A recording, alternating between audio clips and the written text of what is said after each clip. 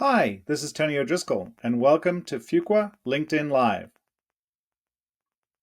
Today I'm going to talk to you about enabling perpetual organization transformation. It's a topic that I've been researching for the last 4 years with the support of Brightline from the Project Management Institute.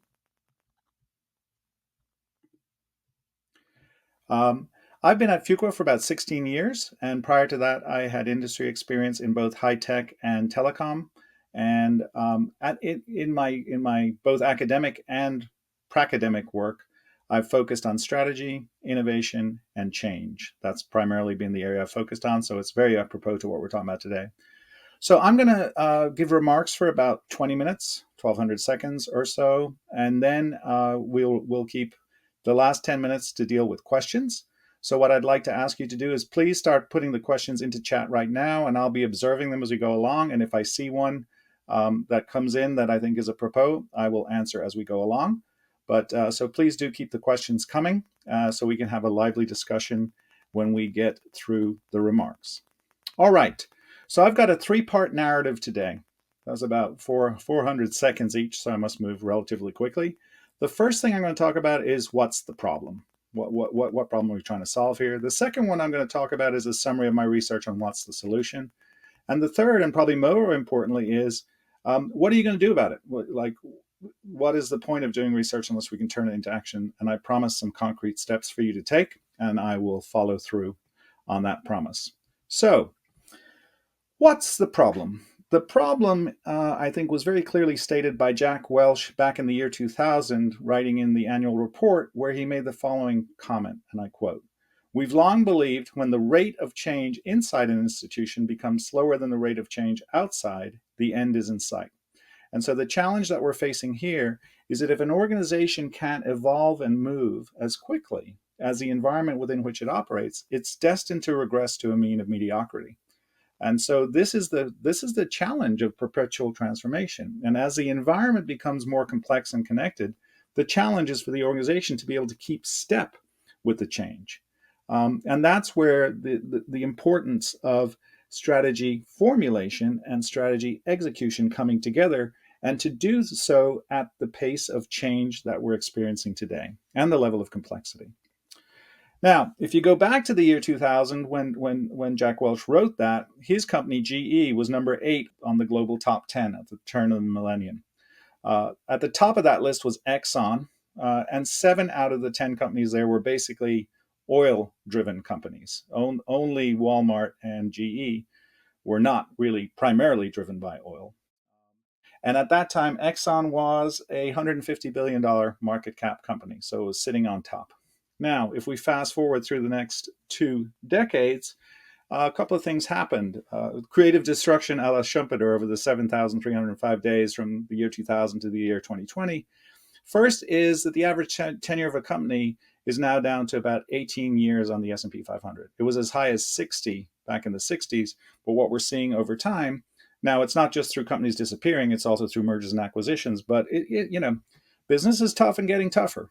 Secondly, if we look at the Dow Jones Industrial Average, there's 30 companies on the index, but they've flipped around 51 times. So what we're seeing is a lot of volatility in kind of who manages to stay on top of the leaderboard. Or to put it into age terms, this is Martin Reeves' research from BCG, is that the average lifespan of a publicly traded company has gone from like 55 years down to 31.6. So when my mom and dad told me, hey, you should keep your job at IBM and stay there for the gold watch, that's probably statistically very difficult to do today, because the average age of a company at 31.6, publicly traded US company, is about more than half the average age of a human being in the United States, which is 78. So it's tougher to be a company than a human these days. If we go to the year 2000 and we start to look at the list here, what we have is Exxon stayed on the list, and they're at that point in time, I think they're about 174 billion market cap.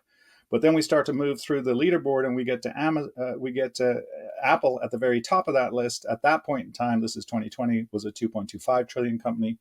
We know that it's reached up to 3 trillion in terms of market cap. So a couple of things to say here. Going from 150 20 years ago billion for Exxon to 2.25 trillion for Apple, that's a pretty sizable change just in terms of these platform companies.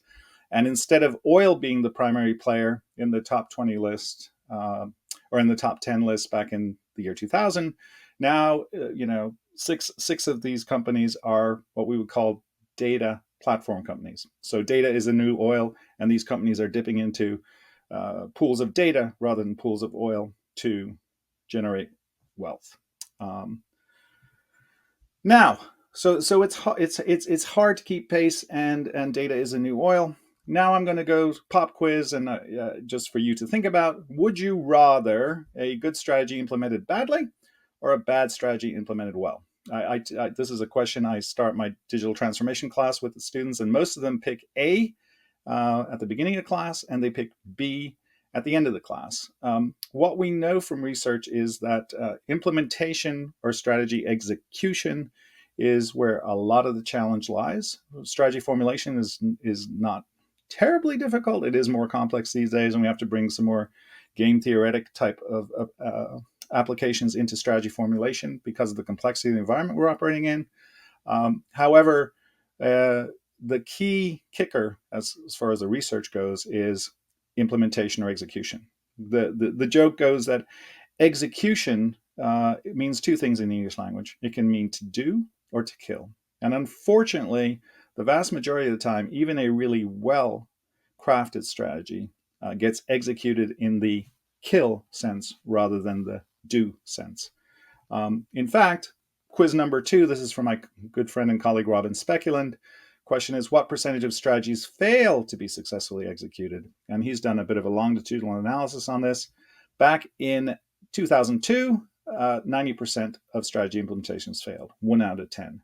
Then it got better. By 2016, it was down to about 67%. That still means, strategies like baseball. If you hit the ball 3 times out of 10, you're in good shape. Now, unfortunately, his most recent research doesn't paint a rosy picture, because in the advent of digital transformation, where essentially we're kind of automating the past, bad assumptions and all, implementations gone back up. Failure has gone back up. And the question is why? The question is why? Why is it so hard to execute? And that's actually the question that Brightline came to me with. They came to me with the question that said, hey, why do organizations fail to make changes required to implement their strategies 70 to 80% of the time? If you think about that, and PMI has quantified that, that's like $2 trillion a year. It's the GDP of Brazil. This is not an insignificant amount of investment that is going to waste. You articulate a strategy. This is the strategy you want to have realized, and 3 times out of 10, it might get executed as expected, and the rest of the time, that investment is not yielding the value that's required.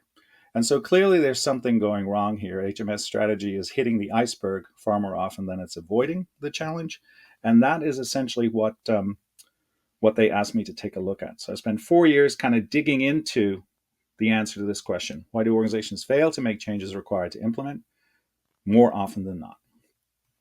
Okay, that was the first passage. Second passage, what's the solution?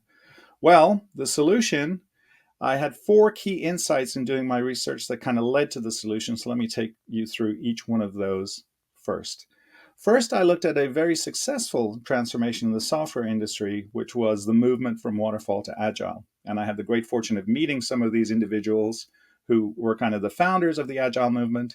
And their guidance was, you really need to focus on the values. And so the 4 values that were espoused at the very beginning in the Manifesto for Agile Software were, we should value individuals and interactions over process and tools. That doesn't mean the process and tools don't matter, but as leaders of a movement to create change, we should focus on individuals' interactions over process and tools, working software over comprehensive documentation, customer collaboration over contract negotiation, responding to change over following a plan.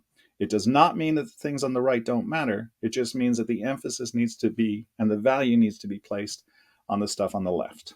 So that was kind of learning number 1. Learning number 2 came from Brightline and the Project Management Institute, that, and it really comes from Charles Handy, that says organizations are nothing but people.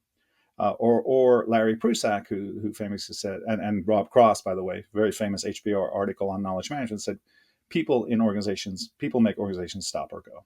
And so at the end of the day, what is an organization without people? It's just an inert set of computers and office chairs and so on and so forth. Human beings breathe life into the organization, right? And so if we don't take a people-centered approach, we're not going to get change. Another way to say it would be Peter Senge. Peter Senge famously said, people don't resist change. That's why we're still around and dinosaurs aren't. But people do resist being changed. So we have to engage the people in the change effort, because if we don't, they won't play along. And that was the third insight that I got from Alison Reynolds' work, called the tyranny of the tangible. So organization change only works when you first identify the beliefs and behaviors that you want to change. How do we actually want people to behave differently? And what beliefs do they need to take on in order to do that? And then we create the new structures, processes, and governance around it. The challenge in most organization efforts, based on my research and the research of many others, is that most organizational transformation efforts fail because they put the tangible cart, structure, process, technology, before the emotional horse. So here we have the tangible levers of structure, systems, and process, and that is ahead of the emotional horse of experience, belief, and behavior. So we have to flip that equation. We've got to put the horse back in front of the cart. And if we do that, that's what we would articulate as people-centered transformation. Not seeing any questions coming in yet, so let me just ask you again, if I'm moving quite quickly, if I prompt something with you, please go ahead and throw a question in there so we have something to discuss when we get to the Q&A section. Now, and the fourth insight is probably the one that I actually spent a couple of years looking at this prior to even coming into this research, was most of us, when the internet revolution came along, tended to say, you know what, middle managers are now dinosaurs. We can let the computer systems take care of that. Even Peter Drucker made some arguments about, do we really need as many layers of management if information technology can kind of support this? And middle management plays a coordination role. They're trying to play a coordination role between strategy and results, like what is the espoused strategy, and hopefully that will yield the results we're looking for. So that's the kind of business angle. And then the human angle is, will the culture support it? Is there enough absorptive capacity to handle the change? How do we deal with change as an organization? Are we married to the status quo? And culture doesn't change unless people change. So what do we have to do to work specifically with people? Now, I'm not a big advocate of the belief that middle managers are dinosaurs. I actually believe that middle managers are center leaders and they're dynamos, because they sit in the middle of the organization and they propel the organization forward. And that propeller is, they can inform direction to the strategy formulators to kind of say, hey, this is not sticking, it's not working. We need to kind of adjust, because the organization, the execution is more kill than do. They can also guide activity down to drive results, because if they understand the strategy, they can help guide the activity to make sure that it gets executed. Thirdly, they have a good understanding of what the culture will or won't absorb, and so they can engage to motivate change. And lastly, for those real change agents within the organization, the catalysts we call them sometimes, if you do an org network analysis, they know who to go to influence behavior. So I believe that by leading from the middle out, those middle managers, as we used to call them, I now call them center leaders, are at the critical nodes inside the organizational network to propel the organization forward, because they have a 360-degree vantage point. You will see a link that's going to be put up here in the bottom left. There's an article that I wrote about this very topic. So if you want to read more about the notion of leadership as a system or center leader, that article gives a pretty good treatment of that particular topic. So my belief is that center leaders are dynamos, not dinosaurs, and they propel the organization forward to create a culture of aspiration, alignment, autonomy, and accountability. That's what I call the 4 A's: aspiration, alignment, autonomy, and accountability. And those 4, in propelling the organization forward, allow the organization to have more agility. If those 4 are the key to the most important A, which is agility. So now the question becomes, how do we actually kind of activate the center leaders to work through the propeller to achieve that kind of culture? And that's where the bulk of the research that I wanted to share with you today comes from. What we're talking about here is the people-centered transformation framework. Again, you will see in the links that that there's another treatment of this particular framework along with an assessment that you can take. But basically what I uncovered are 10 different, what I call PCT elements, people-centered transformation elements.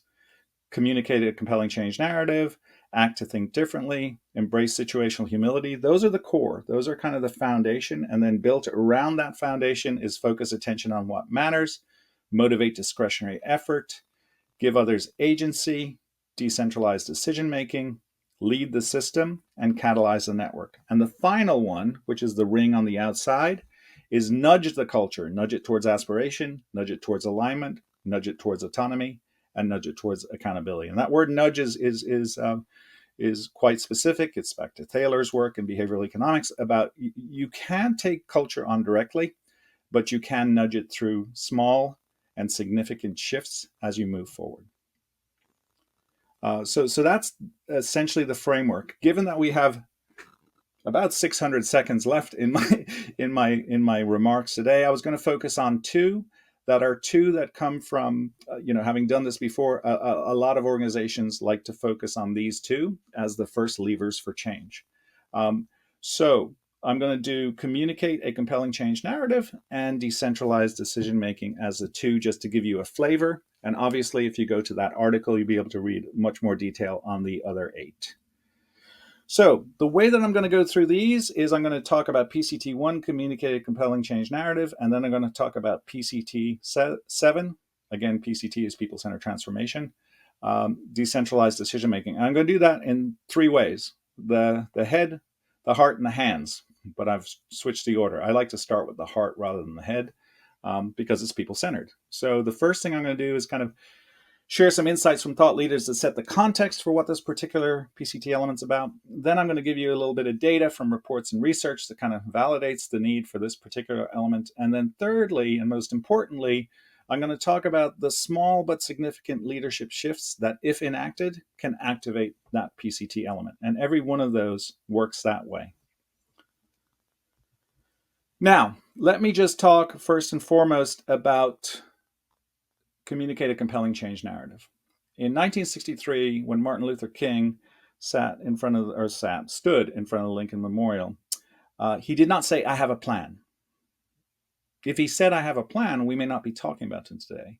What he had was a dream. He had a dream, and in sharing his dream with the 250,000 people who were there. By the way, the 250,000 people who were at the Lincoln Memorial that day in 1963 is about the same number of people that were at Tahrir Square 50 years later, although 50 years later, there was Facebook to coordinate. So in sharing this dream with the 250,000 people, they found themselves in that dream. They shared that aspiration, and that created a movement. So the key learning from Martin Luther King as a change agent here is that people must believe that the achievement of a shared aspiration is possible and worthy of their effort before they're willing to change their behavior. So they have to, belief must come before behavior, and belief is grounded in aspiration, not in planning. And so it's a dream, not a plan, that will be the spark to motivate change in human beings. Some data on this, BCG shows that organizations that focus on purpose have twice as many total shareholder returns. Research from Harvard looks at high-performing teams spend 54% more of their time trying to figure out what's our why. Simon Sinek has quite famously talked about this. What's our why?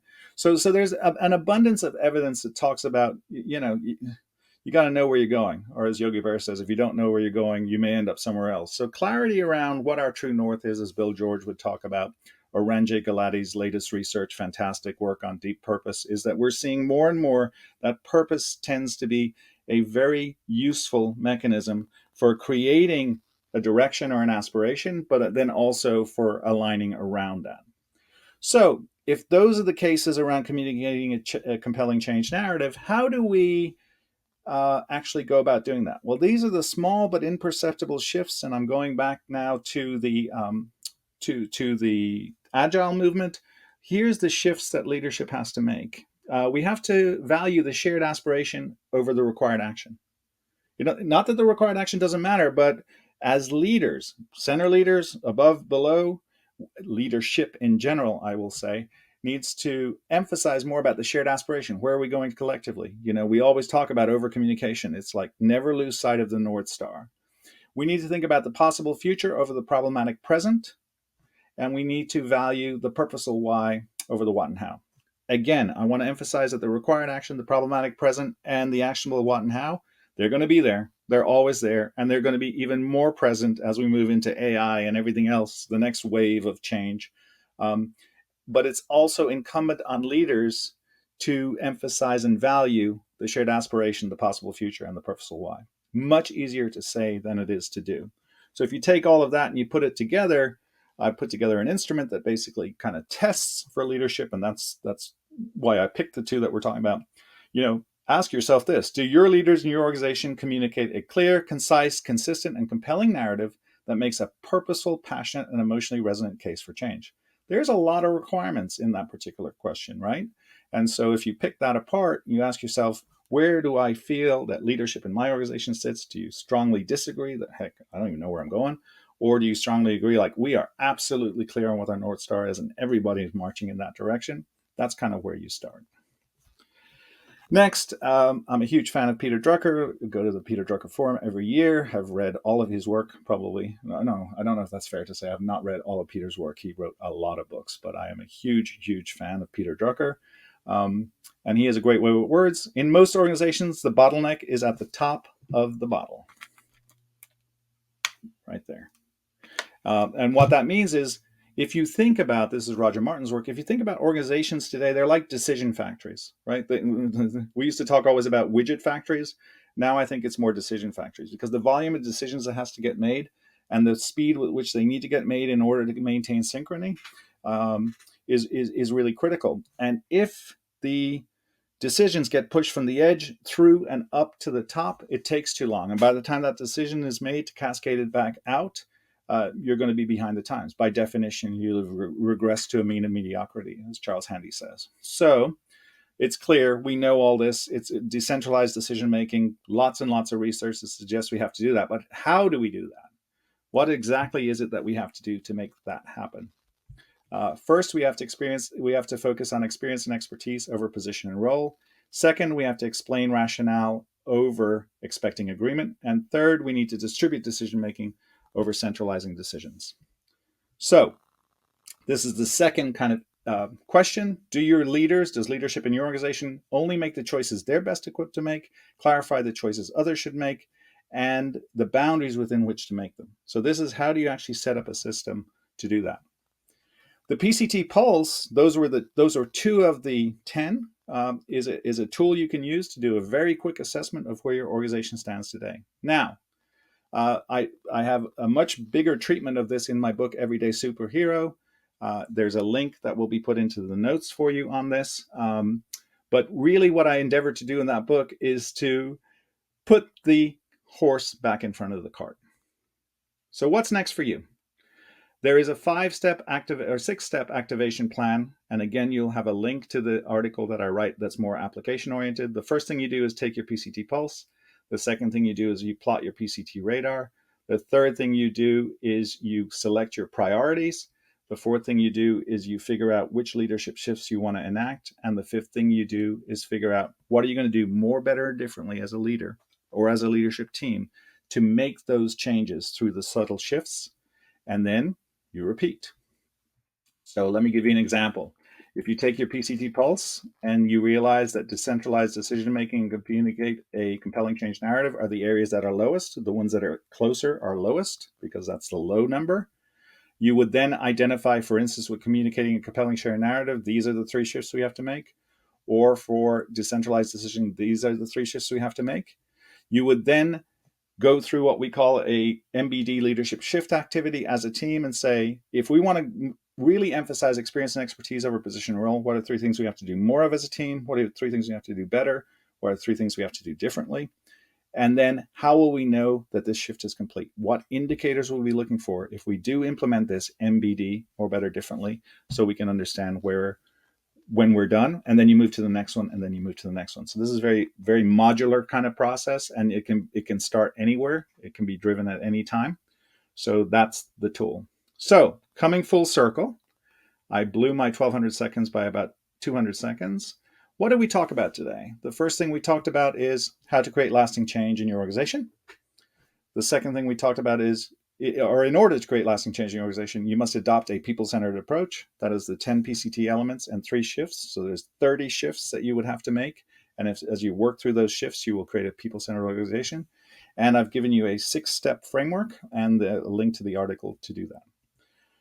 So with that, I am going to now go to questions. Oh, there's a lot of questions in here. Question from Larry Vaughn. Is most of this driven by an organization's lack of engagement with frontline employees? What is the balance between managing the strategy and direction at a high level versus yes, absolutely. So Larry, your question, you know, the thing that I believe fervently is that what we call middle managers are kind of the sinew, or they're the connective tissue, if you will, from headquarters where we think and hired hands that do. So think about middle managers as the nervous system that go from the executive function, the brain, down to the hands.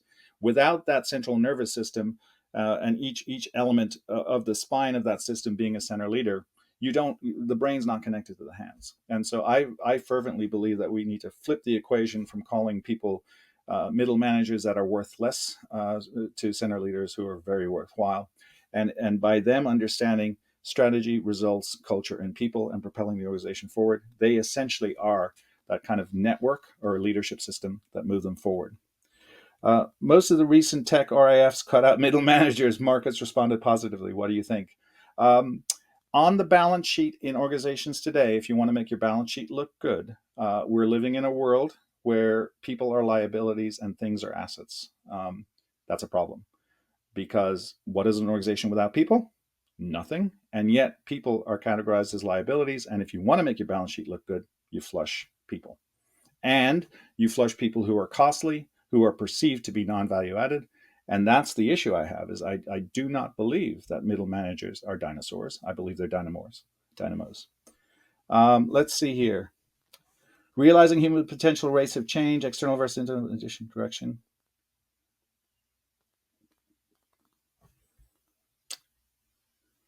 Yeah. Okay.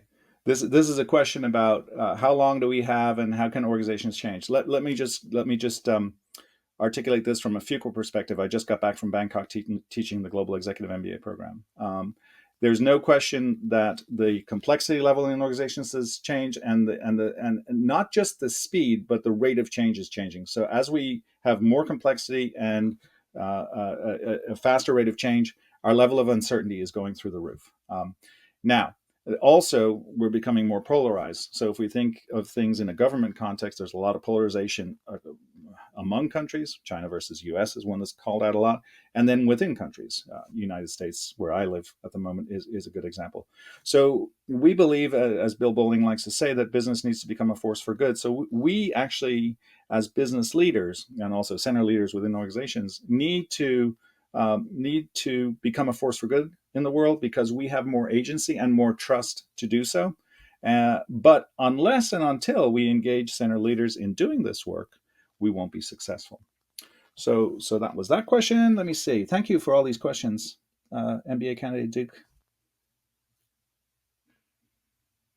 Yeah, can a center leader find balance? I would argue that without a center leader, you won't even know what balance is, um, because center leaders actually kind of act as a calibrating mechanism between what's the strategic intent and can it be done. Because what we know is 70% of times the strategic intent can't be done, but the weak signals are picked up by the center leader. The executive group won't hear about that, and often they're cocooned. You know, sometimes you could think of a hierarchy like from the CEO down, but if you come around and you look at it from the top, it's almost like a circle, and the CEO sits in the middle, and they're kind of cocooned by these layers of management that essentially dampen the reality of what's happening at the edge of the organization. So I firmly believe that the network, the leadership system that connects from the CEO out to the edge and back becomes critical, and center leaders are the ones that kind of balance that whole system. So it's now 12:59. So my time is up. I would like to encourage you all, if you enjoy this conversation, to join every Wednesday, the first Wednesday of every month. We have the Fuqua LinkedIn Live, and I hope you will join us again, and I hope you found this valuable.